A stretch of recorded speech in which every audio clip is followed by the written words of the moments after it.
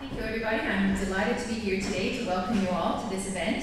This is just one of a number of public lectures that the university is bringing into the community, and I'm also pleased to say that we're partnering with Quick on the Wade Davis event, and it will be a wonderful evening. It's very important to us to give back to the community that has given so much to Trent University, and these evenings are a wonderful way to inspire, provoke new thoughts, and to start dialogues and bring the community and the university much closer together. So thank you all for coming tonight. It's also my opportunity tonight to welcome and thank Dr. David Morrison and Dr. Lena Heitlinger, and thank them very much for their generosity in establishing this endowed lecture. It's almost my one-year anniversary at Trent, and one of the most remarkable things that I have learned that I was not aware of is the passion that people have for the university and the extraordinary amount of time and resources and commitment they bring every day and past their employable life. And I've had the chance to get to work with David on some of our volunteer committees for the 50th anniversary, and he's a wonderful example of the people who have really committed wholeheartedly over a very long period of time a lot of their energy to Trent, and we are all better off for that. So as we approach our 50th anniversary in 2 years' time, this is one of our ways of saying thank you and to bring, as I said, everybody together. We hope you have a wonderful evening tonight, and please express your thanks to David and Naila.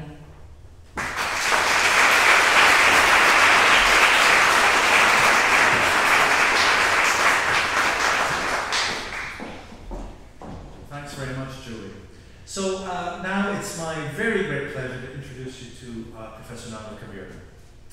And I'm very pleased that Naila is here today because she is without doubt one of the most significant thinkers in the field of gender economics and development working today. But not just a thinker, she's also very active in terms of field research and in terms of policy advice that she does as well.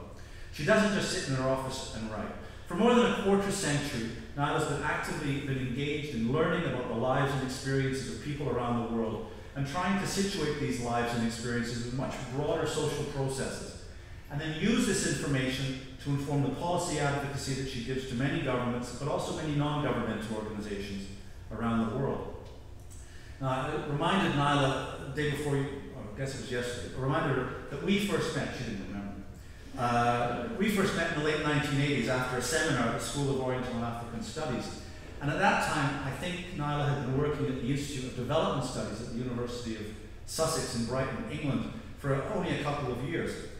But even at that time, only a few years into her professional career, she was really already very well known for her very clear and very penetrating gender-aware economic analysis.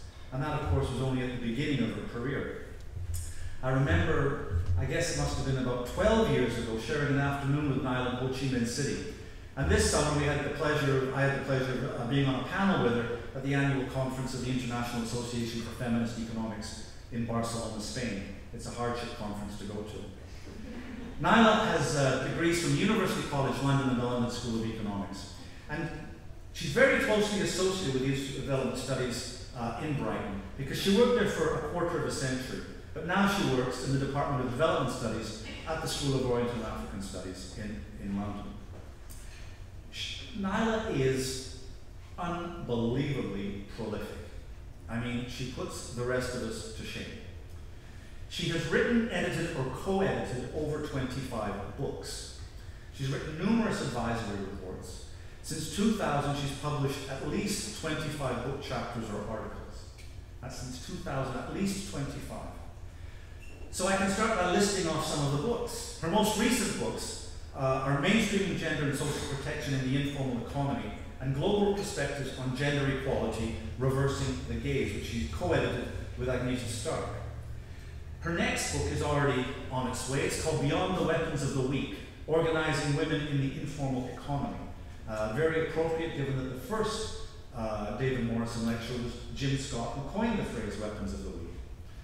I think of many of her publications, she's probably best known for two of them. The first is called The Power to Choose, Bangladeshi Women and Labour Market Decisions in London and Dhaka. And over lunch I discovered that as a result of this particular book, Monica Ali got the inspiration to think about writing a novel called Brick Lane, which then became wildly successful and was turned into a recent film. But my personal favorite, which had a great influence on me when I was writing my PhD, was Reverse Realities, Gender Hierarchies in Development Thought, which was described by Nancy Folber as a splendid synthesis of the new feminist development economics that challenges gender bias in both theory and practice. Now, I can testify from years of teaching both senior undergraduates but also graduate students that Reverse Realities have ideas in it that long resonate after the reader has finished the book. I know that on some of our courses we still use it as required reading, even though it's now getting on a bit in age, as we all are. If you've not read it, it's excellent. I recommend it to you. Now tonight, Naila is going to speak to us on aspects of some of the research she's been pulling together more recently. The title of our lecture is Microfinance and Social Mobilization, Alternative Models of Social Change. And what she's going to probe is, I think, a very important question. Why is it that countries that have an apparently decaying democracy can still have an extremely vibrant civil society? And in some ways, I'm thinking about this in light of last night's United States presidential debate. So I'm very pleased to call Naila Kabeer a friend, and it's really with great pleasure that I invite her to deliver the 5th annual David Morrison Lecture.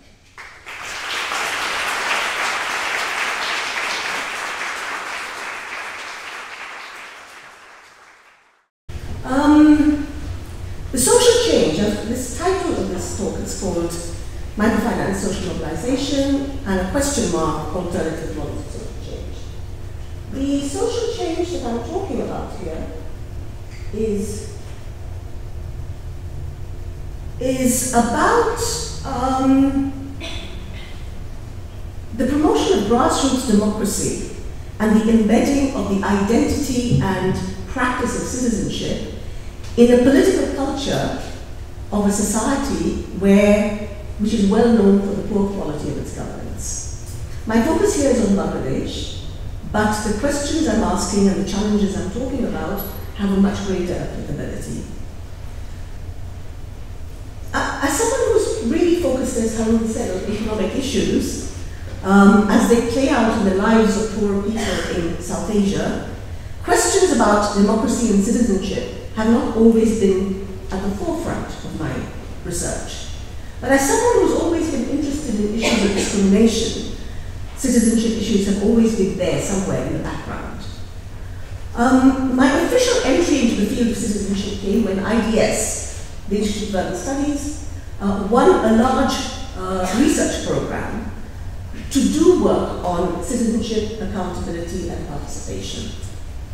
As a part of the IDS team, my first step was to immerse myself in the literature on citizenship in order to understand as rapidly as possible what political theorists were talking about, an issue that till then I had had very little exposure to. And I used that reading of the literature to formulate a couple of research projects. And it's those projects I will be talking about here today and what I've learned from them. Now, within the citizenship literature, there is a very distinct strand which discusses the challenge posed by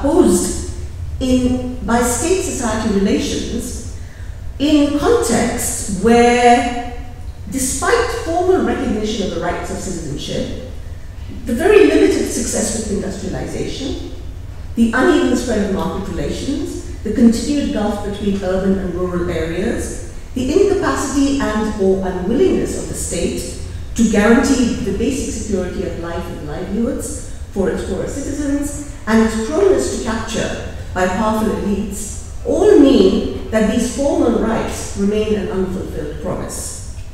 In these societies, such as Bangladesh and India, one's identity, affiliations, and access to resources are defined by a social structure which is constituted by ascribed relations of family, kinship, caste, and so on.